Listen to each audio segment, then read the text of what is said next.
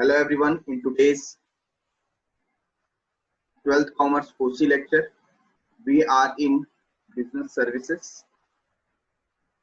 Let's take little bit of revision what we have done in the last lecture.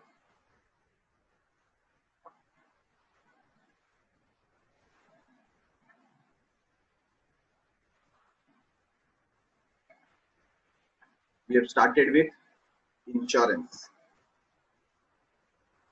Insurance का meaning क्या है, definition क्या है, इसके बारे में हमने एग्जांपल लिया था. Check the definition. A contract of insurance may be defined as a contract between parties.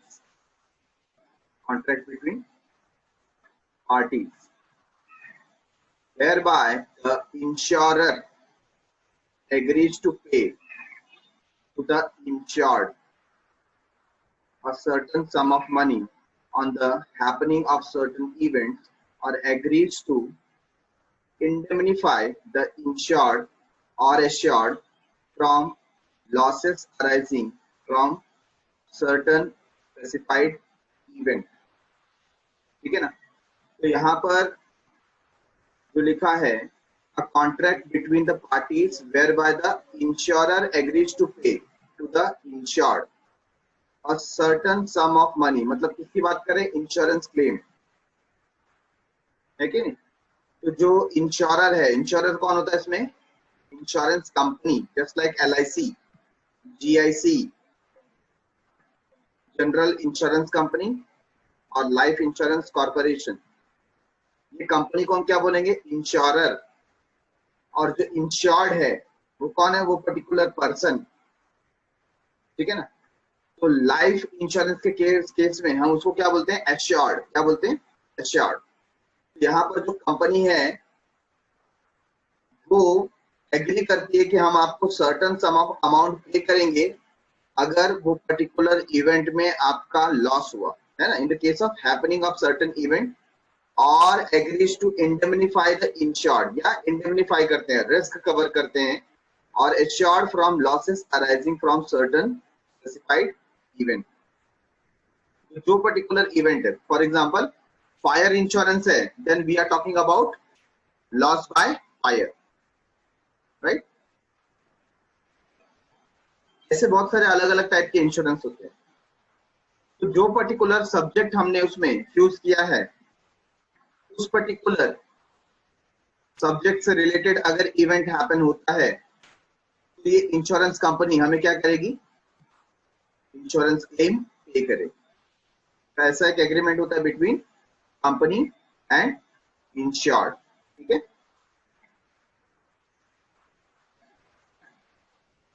Insurance is a contract between the insurer and, यहाँ पर क्या आना चाहिए था? इंश्योर्ड, है ना. इंश्योरर एंड इंश्योर्ड, ये दोनों के बीच का क्या ये कॉन्ट्रैक्ट है. whereby insurer agrees to compensate the insured against the loss incurred on the happening of specified event. जहां पर हम क्या करते हैं? As a company insurance claim देने का वादा करते हैं अगर कोई इवेंट अकर हुआ तो. In return the person insured page premium. इसके बदले में जो इंश्योर्ड पर्सन है वो क्या पे करता है? प्रीमियम पे करता है to the insurer for such insurance service. ये सर्विस हमें मिल रही है तो इंश्योर्ड पर्सन क्या पे करता है? Insurance premium. Basic terms of association हम इसमें देख रहे हैं. इंश्योर्ड कौन होता है? जो पर्टिकुलर पर्सन पॉलिसी होल्डर है उसे बोलते हैं इंश्योर्ड. इंश्योरर कौन है? कंपनी. प्रीमियम क्या है? जो फिक्स्ड अमाउंट हमें पे करना होता है कंपनी को. What is the policy? Policy is a contract between insured and insurer. Subject matter क्या है? जिसका इंश्योरेंस निकाला जा रहा है उसे बोलते हैं सब्जेक्ट मैटर. फॉर एग्जांपल अगर हम लोग घर का इंश्योरेंस निकाल रहे हैं तो घर हमारा क्या हो जाएगा? Subject matter. If I am taking a policy for my godown, तो गोडाउन क्या हो जाएगा? Subject matter. It refers to the subject against which the policy is taken. ठीक है. Same it is the money which is paid by insurance to insured while loss happening. अगर loss हुआ तो जो अमाउंट पे किया जाता है उसे बोला जाता है क्लेम। तो ये बेसिक टर्म्स थे।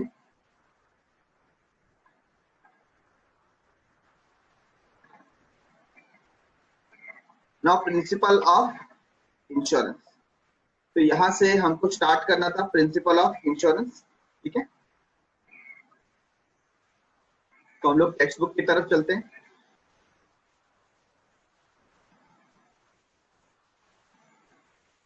सबसे पहला हमने उसमें देखा था अटमोस्ट गुड फेथ। क्या देखा था? Utmost good faith.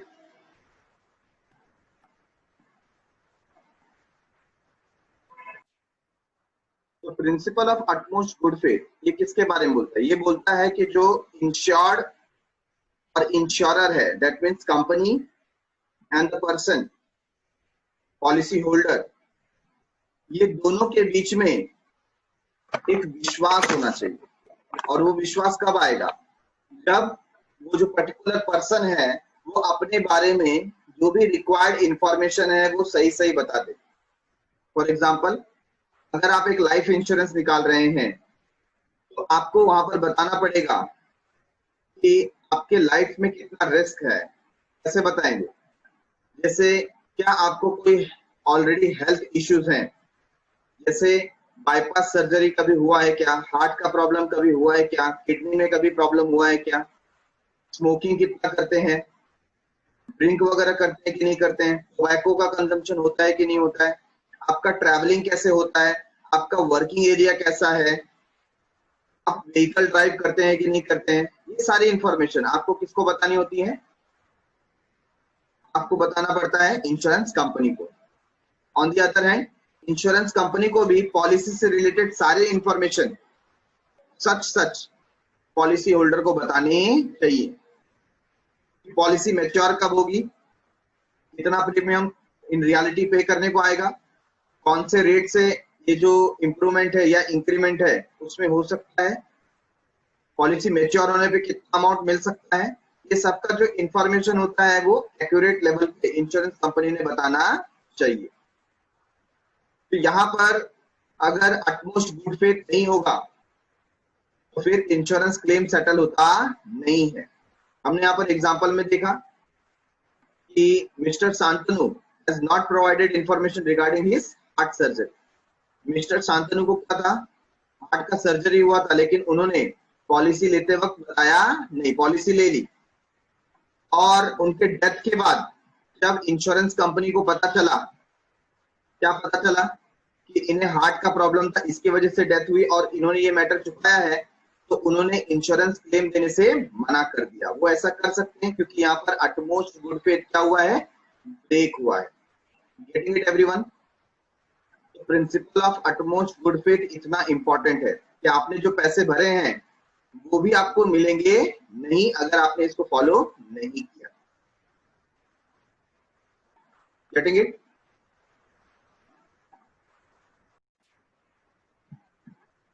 Point number 2, principle of insurable interest.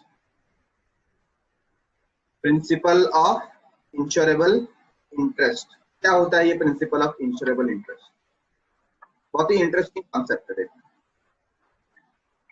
Insurable interest means some financial interest in the subject matter.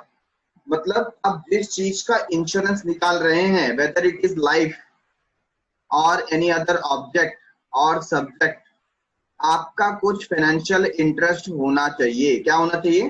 Financial interest होना चाहिए। मतलब वो लॉस जब अकर हुआ है तो आपको फाइनेंशियल लॉस होना चाहिए। क्या होना चाहिए? फाइनेंशियल लॉस होना चाहिए। फॉर एग्जाम्पल, अगर मुझे मेरे कार का इंश्योरेंस निकालना है तो मैं मेरी ही कार का इंश्योरेंस निकाल सकता हूँ। मैं राह चलते किसी दूसरे के कार का इंश्योरेंस निकाल सकता हूँ क्या? Answer is no. क्यों? क्योंकि अगर दूसरे की कार का एक्सीडेंट होता है तो उसमें मेरा कोई फाइनेंशियल लॉस नहीं है। Getting it? मेरा उससे कोई फाइनेंशियल इंटरेस्ट जुड़ा हुआ नहीं है। तो जो मेरे से जुड़ा हुआ है, जिसकी वजह से मुझे कोई फाइनेंशियल लॉस होने वाला है, ऐसे ही ऑब्जेक्ट का या सब्जेक्ट का मैं इंश्योरेंस पॉलिसी ले सकता हूं। Getting it? इसे बोलते हैं प्रिंसिपल ऑफ इंश्योरेबल इंटरेस्ट। तो एक क्वेश्चन अराइज हुआ यहाँ पर, लाइफ स्टॉक का इंश्योरेंस हो सकता है क्या? लाइफ स्टॉक का मतलब क्या हो जाता है, हमने कोई एनिमल वगैरह रखा हुआ है, ठीक है ना, और दे आर आवर असेट, ठीक है, तो क्या उसका इंश्योरेंस निकाला जा सकता है? Answer is yes, life stock का भी इंश्योरेंस निकाला जा सकता है, ठीक है, तो उनका भी इंश्योरेंस मिलता है। इंश्योरेंस कंपनी को आपको क्या करना पड़ेगा, अप्रोच करना पड़ेगा, वो आएंगे अपने हिसाब से सर्वे करेंगे और फिर आपको इंश्योरेंस का क्या अमाउंट हो सकता है, क्लेम हो सकता है, प्रीमियम हो सकता है, इस सब की जानकारी आपको दी जाएगी। तो लाइफ स्टॉक का भी इंश्योरेंस निकाला जा सकता है। Getting it? तो इंश्योरेबल इंटरेस्ट, समझो अगर ये इंश्योरेबल इंटरेस्ट ना होता तो कितना बड़ा प्रॉब्लम हो जाता है ना। मैं राह चलते क्या करता, अभी जो देखो कोई भी बड़े बड़े डॉन हैं, वो लोग को क्या करना है, ये सबसे आसान तरीका है ना, कोई भी रास्ते में चलता हुआ भिखारी दिखा, उसके नाम का इंश्योरेंस निकाल लो पहले और बाद में उसको टपका दो और बाद में कंपनी से पैसे ले लो। क्या ऐसा कर सकते हैं? नहीं। क्यों? इसमें पूछा जाएगा आपका क्या इंश्योरेबल इंटरेस्ट है उसमें, दैट मीन्स उसके डेथ की वजह से आपको कौन सा फाइनेंशियल लॉस हो रहा है, ठीक है ना। एक और एग्जांपल देता हूं, जैसे फैमिली में husband is a main livelihood earner, है ना, तो यहाँ पर जो ब्रेड अर्नर है वो कौन है, जो मेल पर्सन है वो है, और उसका अगर डेथ हो जाता है तो वाइफ को क्या होता है, वहां पर फाइनेंशियल लॉस होता है। कौन सा लॉस? देखो इमोशनल लॉस तो है बट फाइनेंशियल लॉस भी है कि नहीं, क्योंकि अब उनकी फैमिली कैसे चलेगी, घर में जो इनकम आता था अब कैसे आएगा, एजुकेशन कैसे होगा बच्चों का, है कि नहीं। तो यहाँ पर क्या हो गया, एक फाइनेंशियल लॉस हो गया, और यहाँ पर दोनों का रिलेशन क्या था, husband and wife. Then we can prove कि यहाँ पर वाइफ को क्या हो रहा है, फाइनेंशियल लॉस हो रहा है, और उसका इंश्योरेबल इंटरेस्ट था अपने हस्बैंड पे। ठीक है, अब इसी को मैं घुमाकर बात करता हूं, सपोज बॉयफ्रेंड एंड गर्लफ्रेंड दोनों साथ में थे, है ना, अभी जो केस चल रहा है राजपूत, क्या नाम था उसका, सुशांत सिंह राजपूत, है ना, उसकी गर्लफ्रेंड रिया। अभी हम लोग एक ऐसे एग्जांपल लेते हैं कि बॉयफ्रेंड गर्लफ्रेंड है और उसका जो बॉयफ्रेंड है उसका डेथ हो गया, तो यहाँ पर क्या फाइनेंशियल लॉस समझा जाएगा? नहीं। रिया बोलेगी सर वो बहुत सारे गिफ्ट ला करके देता था, मेरे खर्चे उठाता था, मेरे मोबाइल में रिचार्ज करता था, अब वो मर गया तो कौन करेगा। नहीं, उसको नहीं कंसीडर किया जा सकता, है कि नहीं। हाँ, इमोशनल लॉस आपको हो सकता है बट इमोशनल लॉस ये इंश्योरेंस कवर करता नहीं है। But there is no legal relation between girlfriend and boyfriend, है कि नहीं। तो यहाँ पर गर्लफ्रेंड का अपने बॉयफ्रेंड के ऊपर कोई इंश्योरेबल इंटरेस्ट नहीं है, तो क्या उसका इंश्योरेंस निकाल सकते हैं? Answer is no. Getting it? तो अगर देखो ये कंसेप्ट नहीं होता तो कोई किसी का भी इंश्योरेंस निकालता और बाद में उसके मर जाने पर उसके जो भी इंश्योरेंस की पॉलिसी का अमाउंट ले लेता। ऐसा ना हो इसके लिए क्या कर दिया, प्रिंसिपल लगा दिया है, principal of insurable interest.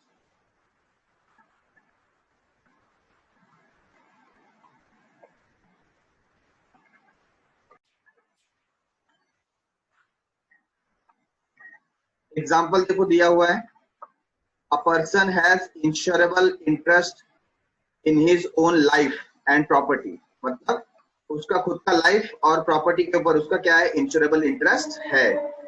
A businessman has insurable interest in the goods he deals and in the property of the business. Businessman के पास भी क्या होता है?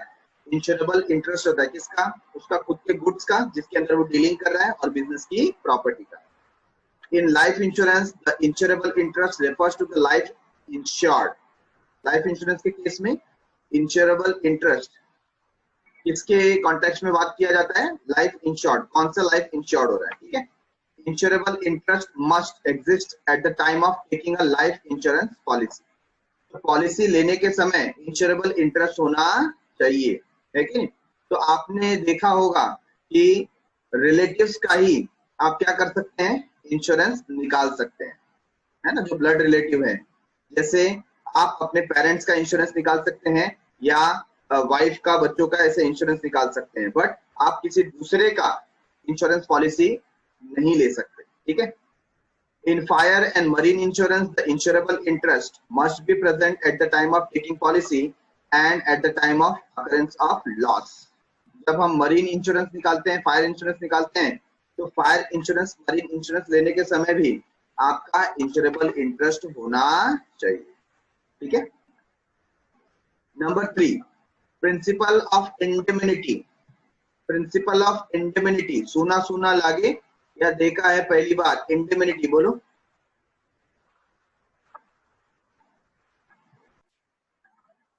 तो लास्ट पॉइंट जो हमने कवर किया, fire and marine insurance. Fire and marine insurance, ठीक है ना. उसका मतलब क्या होता है? For example, I am taking an fire insurance. Fire insurance किसका होगा? फॉर एग्जाम्पल, मैंने गुड्स रखा अपने गोडाउन में, और गुड्स का वैल्यू है 5 लाख रुपीज. अगर वो मेरा गुड्स है तो मैं उसका इंश्योरेंस निकाल सकता हूँ, फायर इंश्योरेंस. अगर मेरे गोडाउन में मैंने किसी और का गुड्स ला करके रख दिया, है कि नहीं, और जिसके अंदर मेरा कोई इंश्योरेबल इंटरेस्ट नहीं है, तो क्या मैं उसका इंश्योरेंस ले सकता हूं? Answer is no. Answer is no. ठीक है ना. सिमिलरली मरीन इंश्योरेंस क्या होता है? सपोज मैंने कोई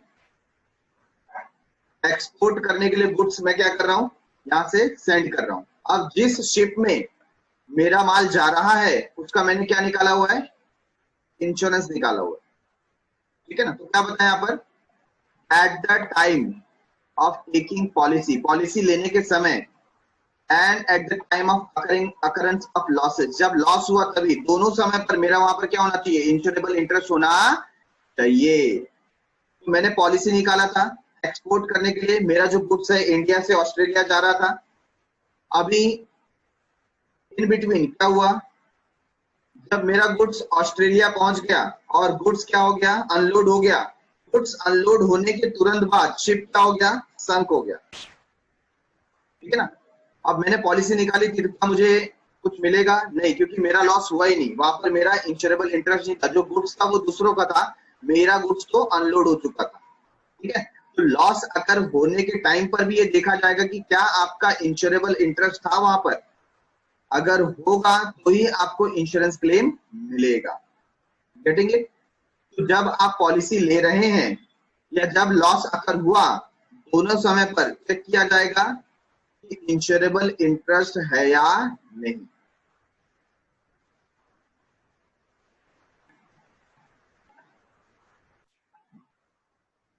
now principle of indemnity, what does it mean? Indemnity, ये वर्ड आ गया इंडेमिनिफाई से. इंडेमिनिफाई, अगर मैं आपको बोलूं आई इंडेमिनिफाई यू, मतलब आपका रिस्क मेरे सर पे, जो रिस्क आपको बेयर करना चाहिए था, I will bear that risk. I am indemnifying you. ठीक है ना. तो उससे क्या बन गया? इंडेमिनिटी. तो रीड करते हैं.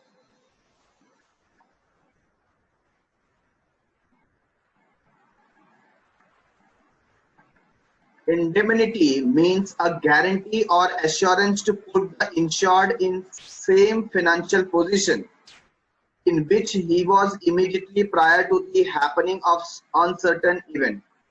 मतलब क्या है?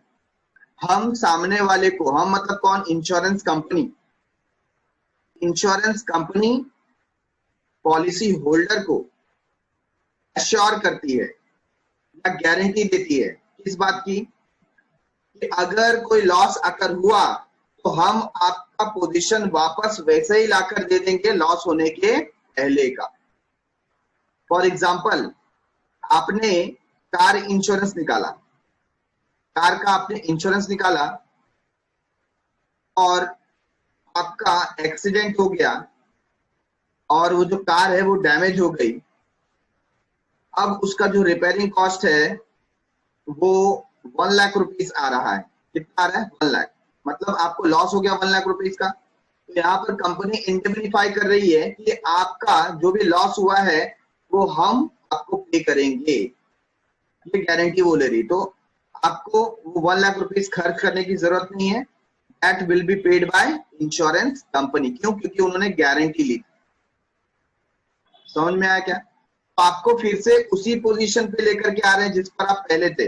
एक्सीडेंट होने के पहले आप जैसे थे, है ना, क्योंकि एक्सीडेंट होने के बाद आपको पता चल कि आपका लॉस कितना है, तो वो जो पर्टिकुलर लॉस है वो आपको रिकवर करके दिया जाएगा। Getting it everyone? तो मुझे ये बताइए कि ऐसा जो प्रिंसिपल है, प्रिंसिपल ऑफ इंडेमनिटी, ये कौन से इंश्योरेंस पे लागू नहीं होगा?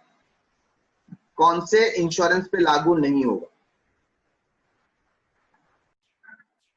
तो प्रिंसिपल ऑफ इंडेमनिटी ये लाइफ इंश्योरेंस के ऊपर लागू होता नहीं। क्यों? एक बार किसी पर्सन का डेथ हो गया तो उससे हुआ डेथ हम रिकवर नहीं कर पाएंगे, है ना। उससे हुआ जो लॉस है क्या उसको आप रिकवर कर पाओगे? नहीं। हाँ, फाइनेंशियल जो लॉस है वो आप रिकवर कर पाओगे, लेकिन क्या जिसका डेथ हो गया उसको वापस लेकर के आ पाएंगे? आंसर इज नो, है ना। तो प्रिंसिपल ऑफ इंडेमनिटी ये लाइफ इंश्योरेंस पे लागू होता नहीं है। वही लिखा है, this principle is applicable to fire, marine and general insurance.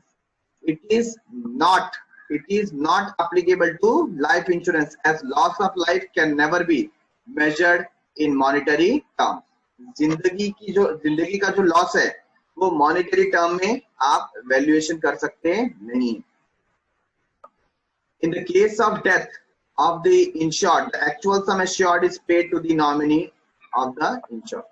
जितने का आपने पॉलिसी निकाला था उसके हिसाब से आपको पेमेंट होता है, ना करके उस पर्टिकुलर पर्सन के वैल्यूएशन के हिसाब से, है ना। तो हम किसी की लाइफ का वैल्यूएशन कर सकते नहीं है। जबकि क्या करते हैं, जितना पर्टिकुलर पर्सन ने अपने लिए सम एश्योर्ड करके रखा था उतना ही पैसा इंश्योरेंस कंपनी दे सकती है।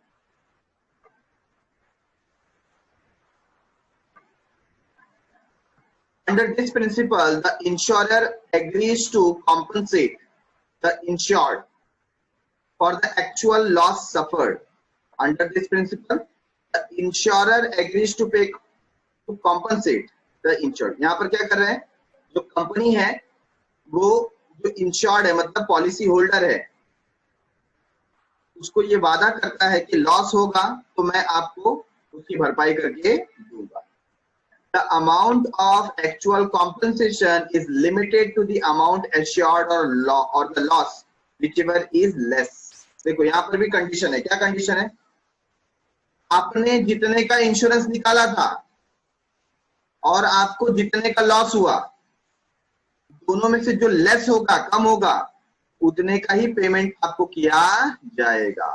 एग्जाम्पल, सपोज मैंने मेरे गोडाउन में 5 लाख रुपीस का जो स्टॉक था उसका इंश्योरेंस निकाला था, तो मेरा जो पॉलिसी अमाउंट है, सम एश्योर्ड है, वो कितना है? 5 लाख रुपीस। अब मेरे गोडाउन में फायर अकर हो गई और मैंने जब लॉस एस्टिमेट किया तो 3 लाख रुपीस का स्टॉक जल चुका था। मेरा पॉलिसी का अमाउंट कितना है? 5 लाख और लॉस कितना हुआ? 3 लाख।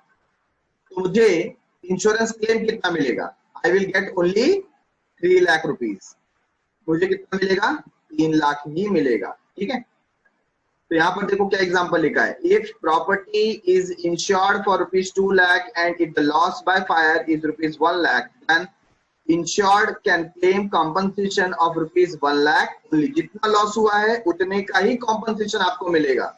अदरवाइज क्या होगा, सारे जो बिजनेसमैन है वो अपने गोडाउन में आग लगा लेंगे, तो उनको बेचने का टेंशन नहीं, बोलेंगे भाई ये तो माल इतने में बिकने वाला था, हमारा इतना लॉस हो गया। तो आप इंश्योरेंस पॉलिसी से प्रॉफिट नहीं कमा सकते, जितना लॉस हुआ है आपको उतना ही आप रिकवर कर सकते हैं।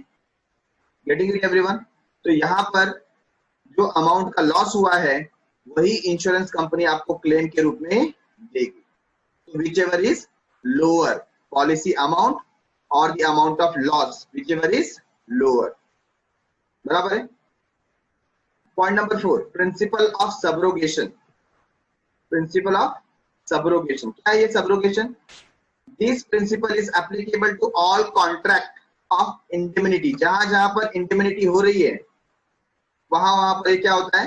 एप्लीकेबल होता है। ये भी इंटरेस्टिंग कॉन्सेप्ट है। As per this principle, after the insured is compensated for the loss due to damage of the property insured, then the right of ownership of such property passes to the insurer. Example, suppose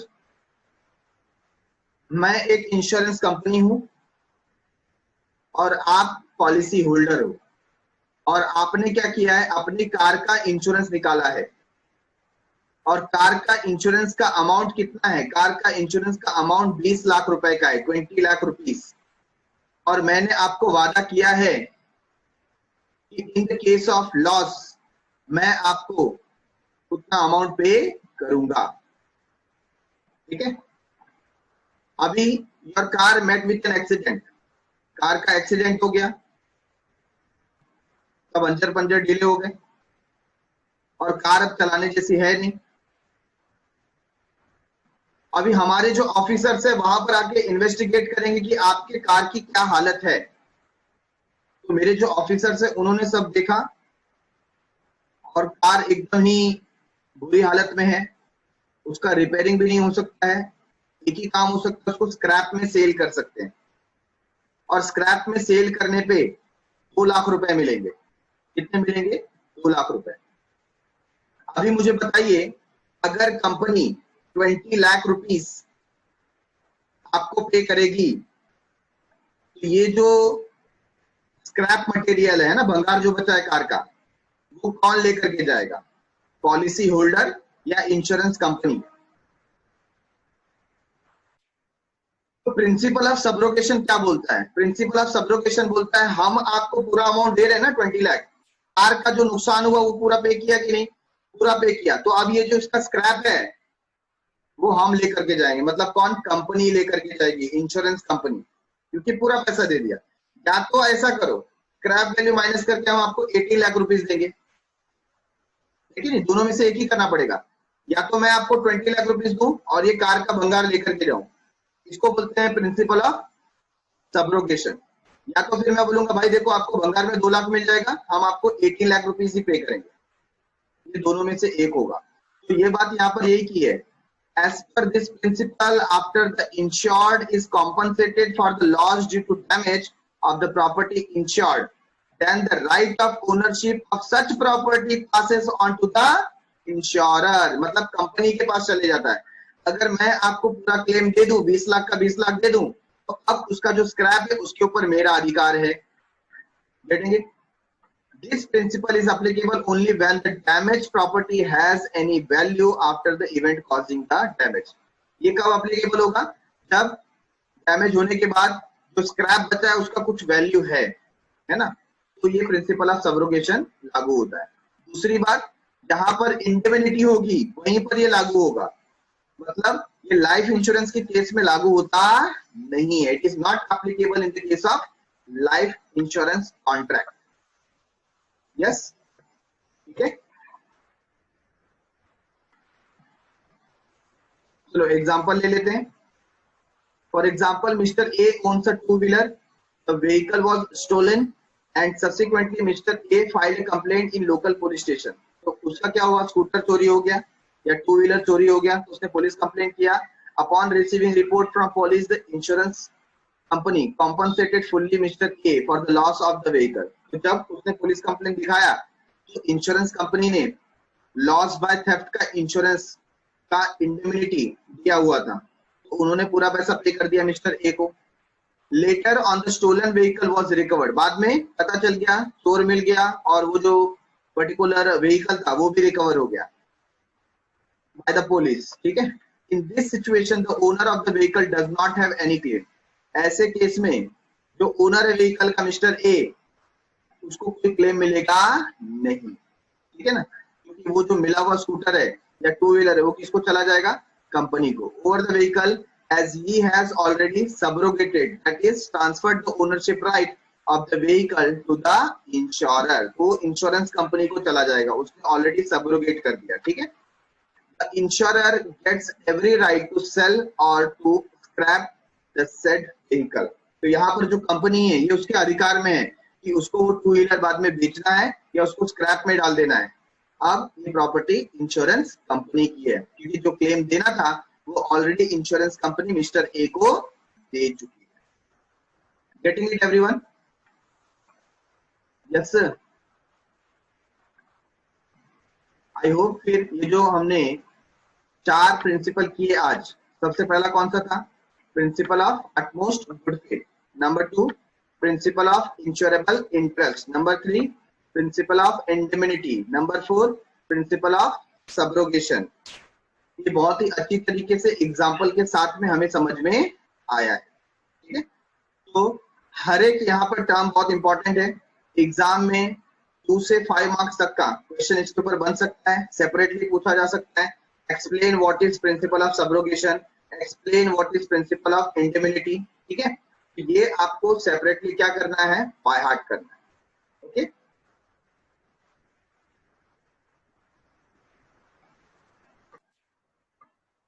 Thanks a lot for watching. Done for the day. Meet you in the next episode. तब तक के लिए bye bye.